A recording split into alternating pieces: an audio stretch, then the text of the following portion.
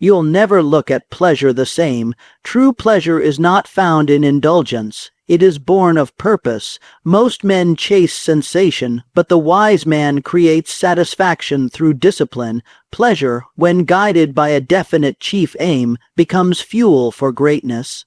Without purpose, pleasure enslaves. With purpose, it empowers. From this moment on, let your pleasure serve your vision, not sabotage it. 1. Pleasure without purpose leads to destruction. 2. Lasting fulfillment comes from discipline, not indulgence. 3. The pursuit of pleasure must serve a higher vision. 4. Temporary highs rob you of permanent success. 5. True pleasure is found in growth, not escape. 1. Most people go through life thinking pleasure is the ultimate reward, the final destination, the thing they must chase with every ounce of energy they have. But what they fail to understand is that pleasure without purpose leads to destruction, not liberation. It dulls the mind, weakens the will, and blinds the soul to its higher calling, because when you pursue pleasure for its own sake without anchoring it to something greater, you end up becoming a slave to your senses rather than the master of your destiny, and what's worse, you begin to justify your choices with the illusion of happiness, never realizing you're walking toward a slow decline dressed up as fun, and it happens subtly, so subtly that most don't even notice it until years have passed and their dreams have quietly withered away in the background while they were busy seeking momentary thrills, chasing after distractions that promised satisfaction but delivered regret. And the world, let's be honest, encourages these. Everywhere you look there's temptation, urging you to indulge, to forget your responsibilities, to just enjoy life without consequences. But that's the trap, that's the bait that pulls you away from your true power, because you were not born to simply feel good. You were born to become great, and greatness does not come wrapped in comfort.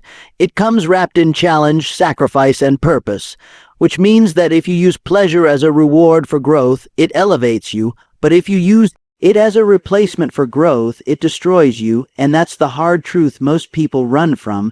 They want the pleasure now, the success later, but life doesn't work that way. You must earn the right to enjoy true pleasure by aligning it with meaningful effort, by letting your goals guide your choices, and when you live like that, when purpose becomes your compass, something magical happens. You stop needing empty pleasures to feel alive because you've tapped into something deeper, something stronger, something more enduring than any temporary high, and you'll look around and see people wasting time, energy, and potential on things that fade quickly, and you'll understand that their pleasure is costing them their future, while your purpose is securing yours, and the contrast will be undeniable, because now you'll see how discipline brings a satisfaction that indulgence can't compete with, how self-control becomes a form of self-love, how saying no to fleeting temptation becomes a yes to your highest self, and all of a sudden, what once looked like sacrifice now feels like strength. What once looked like boring routine now feels like powerful momentum, and you begin to realize that every time you chose purpose over pleasure, you were building something eternal, not temporary, a life of substance, not one of shadows. And no, I'm not saying you should never feel joy, never enjoy beauty, never celebrate your victories. On the contrary, I'm saying that pleasure becomes 10 times more powerful when it's earned, when it's intentional, when it comes as a byproduct of purpose, not a substitute for it. And when you start to think like this, when you start to see the connection between meaning and joy, you'll no longer fall for the cheap tricks of comfort, you'll no longer sell your soul for a quick fix, and you'll no longer mistake stimulation for satisfaction, because now you'll know that real fulfillment, the kind that makes you walk taller, speak clearer, think sharper, and dream bolder, comes only when you align your actions with a deeper mission, when your daily habits support your long-term vision, and when your appetite for achievement is stronger than your craving for ease. And once you taste that kind of satisfaction, that real pleasure that comes from becoming who you were born to be, you won't trade it for anything, not the weekend parties, not The lazy mornings, not the shortcuts or the easy exits, because those things can't even come close to the joy of knowing you're living on purpose, the thrill of realizing your potential, the pride of staying true to your values in a world full of temptations, and from that moment forward, you'll never look at pleasure the same way again. You'll use it, but it won't use you. You'll enjoy it, but you won't be controlled by it, and you'll remember, every time the world tries to pull you back into mediocrity, that pleasure without purpose may feel good for a moment, but it'll cost you your momentum, your mastery, and your mission. So stand firm, think long term, choose wisely, and let your pleasure serve your purpose, not sabotage it. 2. Lasting fulfillment comes from discipline, not indulgence, and that's a truth most people never grasp until they've wasted years chasing things that shine for a moment but leave them empty the next. Because indulgence may feel good in the short run, but it has a sneaky way of pulling you away from everything that actually matters. It's like a sugar rush for the soul, sweet and intense at first, but followed by a crash that leaves you wondering where your time, energy, and purpose went. And if you're not careful, you'll build your life around chasing feelings instead of building foundations, around doing what's easy instead of what's necessary, and that's where discipline comes in, not as a punishment, not as a restriction, but as the ultimate act of self-respect. Because when you live with discipline, you're telling the world and yourself that your future is worth more than your impulses, that your dreams deserve more than temporary relief. And once you start treating your life like it actually means something, once you start choosing long-term joy over short-term comfort, everything changes.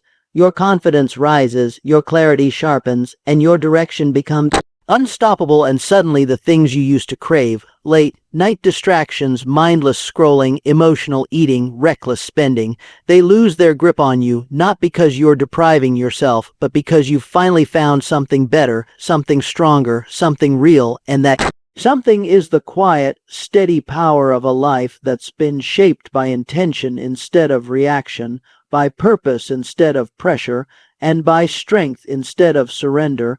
And the beautiful part is, discipline doesn't kill pleasure, it refines it, it elevates it, it turns it into a reward instead of a routine. Because when you've worked for something, when you've pushed through resistance and shown up for yourself day after day, the joy you feel isn't just pleasure, it's pride, it's meaning, it's the kind of fulfillment that makes you walk taller and sleep better and love deeper, and no amount of indulgence can imitate that, no matter how tempting it looks on the surface. And here's the thing, discipline isn't always glamorous, it's not always loud, and most of the time no one will see the work you're doing. But you will, and you'll know in your bones that every early morning, every hard choice, every sacrifice was a brick in the foundation of your future. And that kind of satisfaction, the kind that comes from knowing you didn't take the easy way out, that you didn't fold when things got tough, that you kept going when no one was watching, that kind of satisfaction stays with you. It builds you, it shapes your identity into someone who can be trusted with success, because indulgence might make you feel good for an hour, but discipline makes you feel proud for a lifetime, and it's that pride, that quiet power, that becomes your fuel when things get tough, when the road gets lonely, when the results take longer than expected, and the world tells you to just give in, to just settle, to just do what feels good right now. But you'll know better. You'll know that true pleasure isn't in the indulgence. It's in the strength you found by saying no to it. It's in the space between who you were and who you're becoming, and every time you choose discipline, you're carving a new path. You're declaring to yourself that your life is worth fighting for, that your goals aren't just daydreams, they're promises, and you're keeping them, one disciplined step at a time. And yes, it gets hard, and yes, it gets lonely, and yes, some days you'll want to quit. But if you keep going, if you keep choosing what's right over what's easy, the day will come when you'll look back and thank yourself, not for the pleasures you indulged in, but for the strength you built, the self-trust you earned, the life you created, not by accident, but but by decision, by discipline, and by unwavering dedication to something bigger than your next desire. And that's when you'll realize that fulfillment doesn't come from feeling good all the time. It comes from becoming good. Good at saying no, good at showing up, good at building something real, and most of all, good at loving yourself enough to do what's necessary, even when it's not easy, even when it's not popular, even when it's not fun in the moment, because discipline isn't the enemy of pleasure, it's the gatekeeper to the highest form of it. And when you've lived long enough on both sides, you'll know exactly what that means, and you'll never again confuse indulgence with happiness. You'll never again waste your time chasing comfort when you could be chasing greatness, and you'll never again underestimate the quiet, unshakable power of discipline. 3. The pursuit of pleasure must serve a higher vision, because if it doesn't, it slowly eats away at your strength, your clarity, and your ambition until you wake up one day wondering how you ended up so far off course. And what's tragic is that most people don't even realize they've been chasing pleasure blindly, using it like a compass, trusting it to lead them to happiness, when in truth it was never designed to lead. It was designed to follow, to reward, to support something greater. And when that greater vision is missing, when there's no purpose driving your actions, then pleasure becomes the goal instead of the gift, and it leads to emptiness disguised as joy, to distractions disguised as freedom, and to habits disguised as choices. And that's the danger. That's the slow drift most fall into, not because they're bad, not because they're weak, but because no one ever taught them to aim higher than their feelings. No one ever showed them that real fulfillment doesn't come from following pleasure, but from guiding it, directing it, controlling it with a firm hand and a clear mind, because vision without pleasure becomes dry and mechanical, but pleasure without vision becomes reckless and destructive. So you need both, but in the right order with the right anchor, because when your life is guided by a powerful vision, every action, every moment of enjoyment, every decision becomes part of something meaningful, and you no longer feel guilty about taking breaks or enjoying yourself because it's tied to something you're building, something real, something that excites your soul and challenges your limits. And that's when pleasure becomes fuel, not a trap. It recharges you instead of draining you. It motivates you instead of distracting you. And it becomes a tool in your hands rather than a chain around your neck. But that only happens when you take the time to ask yourself what you're actually living for, what you're creating, who you're becoming. And if you don't have those answers, pleasure will answer for you. It'll seduce you with ease, with comfort, with fun, and before long your time will be gone, your energy will be scattered, and your potential will be wasted on things that felt good in the moment, but left you with nothing in the end. And it's not because you didn't try, it's because you didn't aim, you didn't lead yourself, you didn't stand guard over your life with a vision so clear and strong that pleasure had no choice but to serve it. And that's the difference between those who build legacies and those who waste years.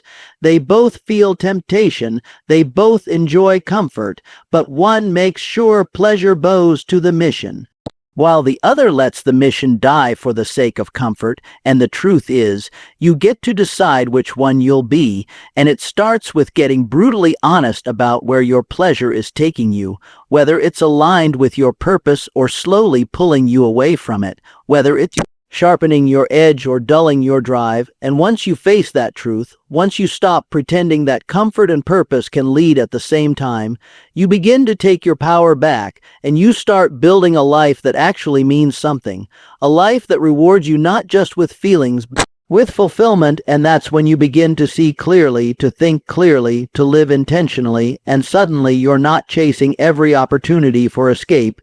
You're choosing what serves you, you're saying no to what steals your energy, and you're saying yes to the vision that gives your life structure and strength. And that shift, that mental rewiring, changes everything, because now pleasure has boundaries, it has context, and it has purpose. And instead of being the thing that stops you from growing, it becomes the thing that energizes your growth. And that's when life gets exciting, Not because you're always comfortable, but because you're always becoming, because you know exactly why you're doing what you're doing, and every action is building towards something greater than yourself, and that kind of clarity is rare, it's powerful, and it's what separates those who live by design from those who live by default.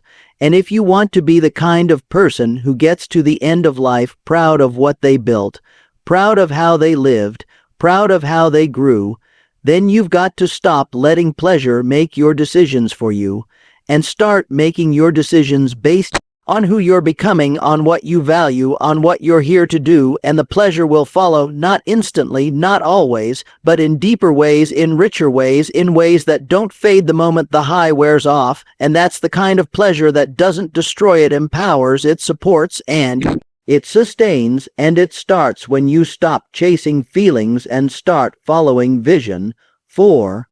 Temporary highs rob you of permanent success, and yet far too many people give up their long-term greatness for the sake of a fleeting moment, not realizing that every time they choose what feels good now over what builds their future, they're making a silent trade, handing over pieces of their potential for comfort that vanishes before it even settles, and it's not always obvious. Sometimes it's the late-night scroll instead of reading a book, the extra hour of sleep instead of getting up to work on your dream, the emotional impulse to lash out instead of pausing and responding with wisdom, and while each choice might seem small, even innocent, they add up, and soon those temporary highs become habits, and those habits become patterns, and before you know it, you've constructed a lifestyle around short-term comfort and wonder why long-term success keeps slipping through your fingers. But let me tell you, the people who truly rise, the ones who build something meaningful, who walk in power, purpose, and peace, they're not better than you. They've just mastered the art of delayed gratification. They've learned how to feel the pull of pleasure and still say no when it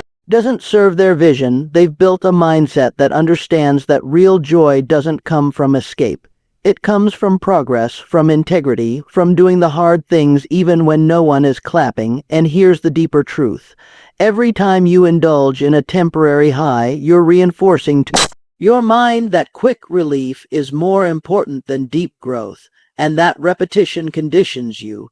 It wires your brain to crave distraction instead of discipline, to pursue stimulation over significance, and soon your goals start to feel like burdens, your dreams feel too far, your purpose feels overwhelming, all because you've trained yourself to be satisfied with crumbs when you were designed for a feast. And don't misunderstand me. It's not about being rigid or joyless or never having fun. It's about being intentional, knowing the difference between pleasure that rejuvenates and pleasure that derails, and that line is drawn by vision, by purpose, by the deep understanding that your time, your focus, your energy, these are not infinite resources, and every minute you spend chasing a temporary high is a minute you could have been investing in becoming something more. And the real tragedy is that most people think they have time to waste, but they don't, because every moment matters. Every choice either builds or breaks, either lifts you up or slows you down, and life doesn't wait for you to figure it out. Success doesn't knock twice, and purpose doesn't thrive in places where discipline is absent. So if you want to stand out, if you want to rise above the average, if you want to stop watching others live the life you dream of, then you've got to wake up to the reality that short-term pleasure is often the enemy of long-term progress, and that means you've got stop falling for the easy button, stop trading legacy for likes, passion for comfort, power for a momentary thrill, because every great life is built on sacrifices. Sacrifices most people will never see, but you will, and that's what matters, because it's not about proving anything to others, it's about proving something to yourself, that you're capable of more, worthy of more, born for more, and that starts with awareness, with asking yourself, is this choice helping me or hurting me? Is this feeling worth what it's costing me? Is this temporary comfort building anything real? And if the answer is no, then walk away, not out of fear, not out of guilt, but out of love, for your future, for your mission, for your higher self that's counting on you to stop playing small and start rising. And once you make that shift, once you start viewing every decision through the lens of where you want to go, then the temporary highs begin to lose their shine. They stop controlling you, because now you're anchored in something deeper, something bigger than the next dopamine hit. You're anchored in vision, and vision doesn't come cheap. It demands sacrifice, consistency, and willingness to be misunderstood, but oh, is it worth it?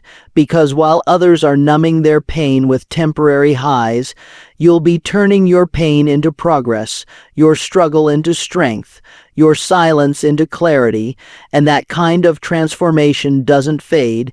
It doesn't wear off. It becomes who you are. And when that happens, you'll look back at all the times you said no to what was easy, and you'll be proud, not because it was fun, but because it was necessary, because it shaped you. And success. Real success isn't about luck or talent or timing.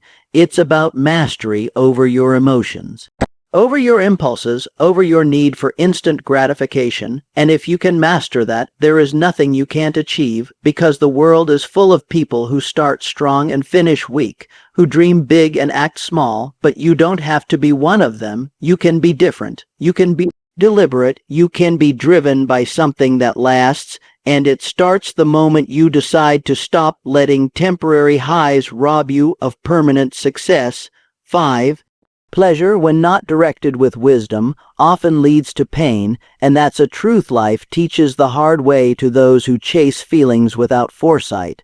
Because the very thing that makes you feel good in the moment can become the same thing that steals your peace, your progress, and your power. When it's not handled with purpose and people don't always see it coming, they think the indulgence is harmless, the habit is manageable, the shortcut is justified, but before long, the comfort becomes a crutch, the reward becomes a routine, and what once gave them a spark starts draining them of their fire, because pleasure by itself has no compass, no conscience, no commitment to your future, and if you don't take control of it, it will take control of you, leading you down paths you never intended to walk, leaving you with regrets you never meant to create. And here's the bitter irony: most of the pain people experience isn't from doing too little, it's from doing too much of the wrong thing too often, mistaking indulgence for identity, entertainment for elevation, and escape for empowerment.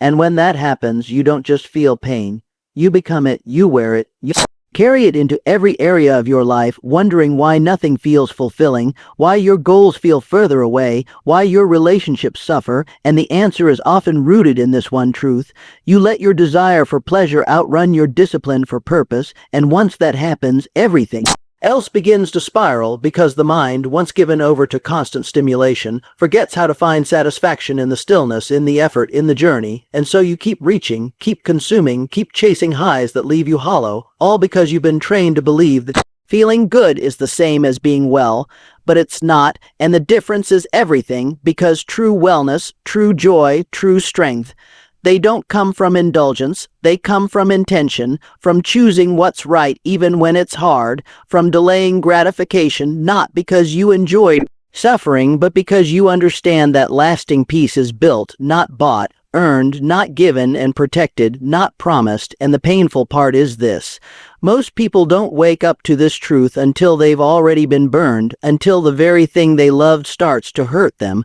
The food becomes the addiction, the escape becomes the isolation, the thrill becomes the trap, and by then, reversing the damage takes more than discipline. It takes healing, forgiveness, and a complete mental reset. And that's not easy, but it's possible, and it starts by confronting your relationship with pleasure, not with shame, not with guilt, but with courage, asking yourself what role it plays in your life, what purpose it serves, and whether it's lifting you up or slowly tearing you down.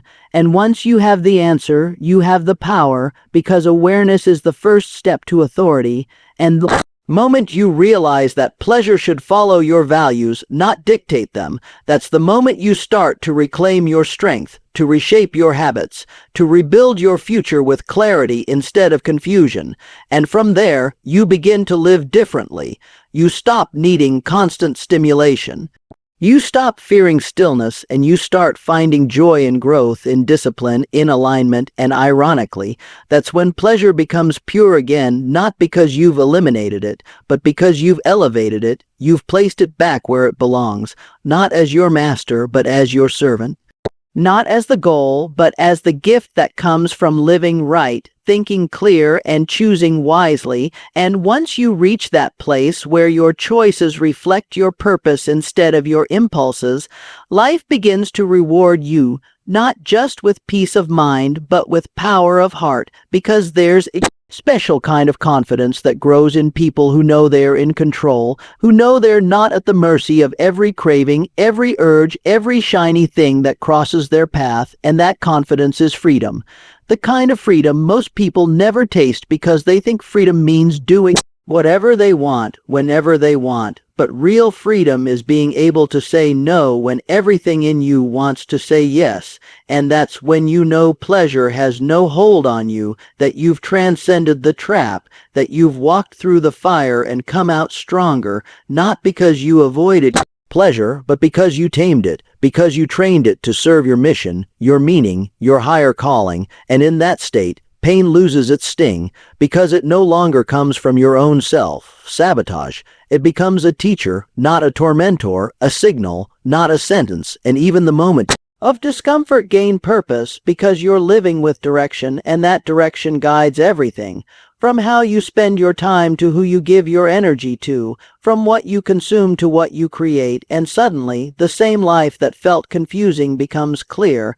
The same decisions that once felt heavy now feel simple, and the same pleasures that once ruled your life now enrich it. And you realize that all along, pleasure wasn't the problem, misuse was, misunderstanding was, misalignment was, and when you correct that, you correct everything. You heal the root instead of fighting the symptoms, and the pain that once came from pleasure becomes the reminder of why you'll never go back, why you'll never again trade what's real for what's easy, why you'll never again mistake momentary feelings for meaningful fulfillment. And that shift, that awakening, is the beginning of a new life, a life where you're not just chasing something better, but becoming it.